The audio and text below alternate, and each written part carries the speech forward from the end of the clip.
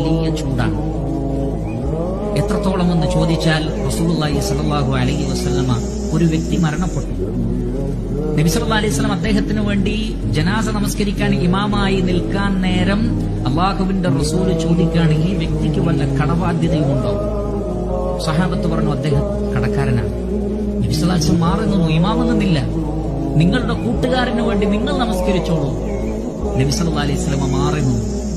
അത് കണ്ടപ്പോൾ മറ്റൊരു സ്വഹാബിക്ക് പ്രയാസമായി. അദ്ദേഹം പറഞ്ഞു, അള്ളാഹുവിന്റെ റസൂലെ, ഞാൻ ഏറ്റെടുത്തോളാം ആ കടം, ഞാൻ കൊടുത്തോളാം, ഞാൻ വീട്ടിക്കോളാം, നിങ്ങൾ നമസ്കരിക്കണം. അദ്ദേഹം അത് ഏറ്റെടുത്തപ്പോൾ നബി സല്ലല്ലാഹു അലൈഹി വസല്ലം ഇമാമായി നമസ്കരിച്ചു.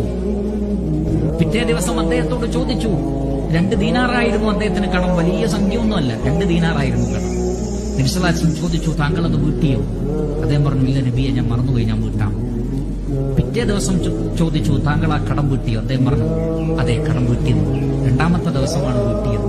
നബി സല്ലല്ലാഹു അലൈഹി വസല്ലം പറയുകയാണ്, ഇപ്പോഴാണ് ആ വ്യക്തിയുടെ ശരീരം തണുക്കാൻ തുടങ്ങിയത്.